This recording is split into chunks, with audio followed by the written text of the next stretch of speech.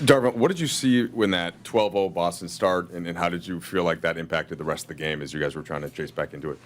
I mean, we came back a little lethargic, just coming off a long trip, and then the whole Christmas circumstances of the holiday or whatever. Early game took us a little bit of time to get going, but we had some great looks early. A couple bad turnovers, but for the most part, I mean, you go back and look at the shots we got. Theirs went in and ours didn't, but we had some really terrific looks at the rim.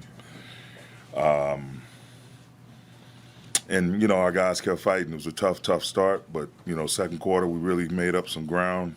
Closed the first quarter out good, made up some ground in the second quarter, made it a game.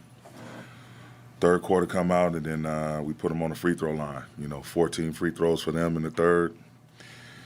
After holding them to 9 for the entire first half, I think it hurt us big time. It really puts your defense in jeopardy, and it causes you to kind of play on your heels when you get in the penalty that quickly, and especially against a good team like that. They're going to make you pay for any and every mistake you make. We fell asleep in transition D at times.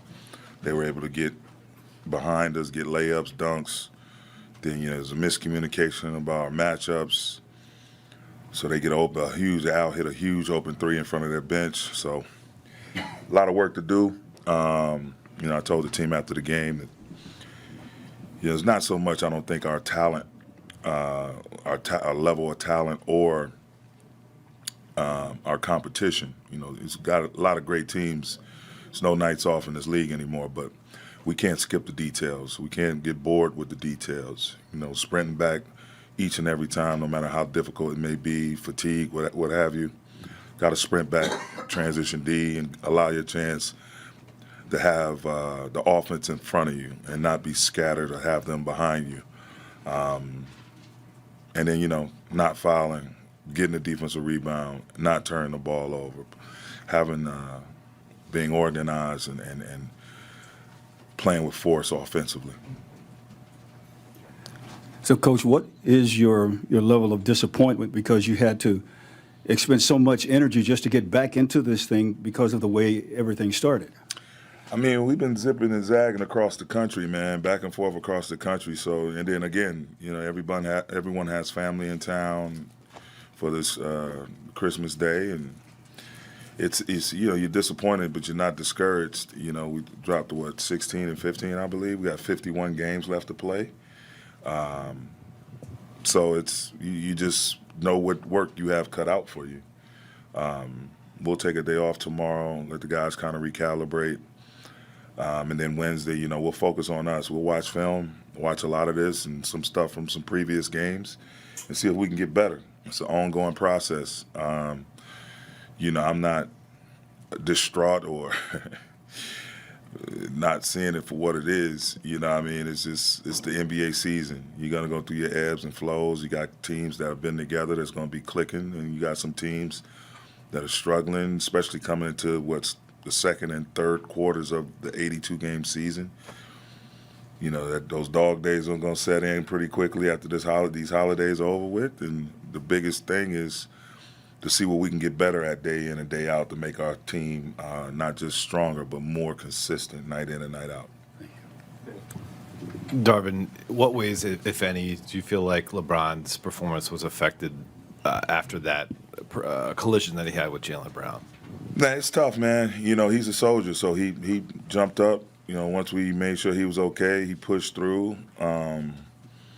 He's a guy that's going to try to lay it on the line for his teammates and for his team. So, we go back and look at it. It was some bunnies he missed and he normally makes, but, so goes an NBA game. Sometimes, you're going to have different things, different adversities that you got to try to navigate through.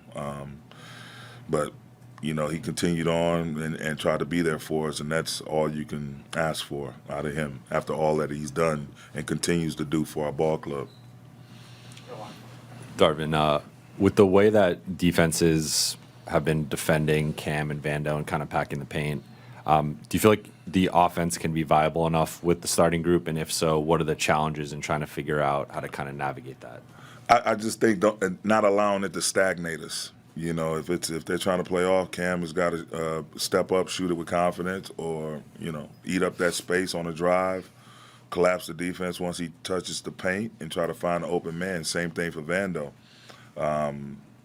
Just the ball hits him, you just can't hold it and be confused. You just got to move on to the next thing, whether it's a pitch ahead and hit to its teammates, DHO, or if a shot goes up and they're off of them, go hunt down an offensive rebound, get us some extra possessions. So it's just, again, just playing fast, man, trying to be in rhythm, making quick decisions, and doing things with force.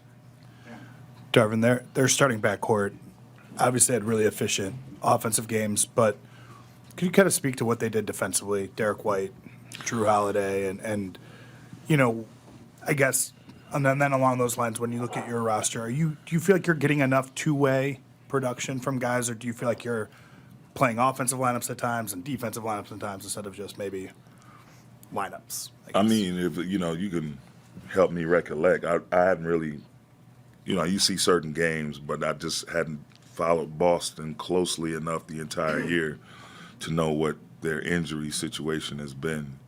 I think last time I checked, we were either top 10 or top 5 in the amount of games missed due to injury.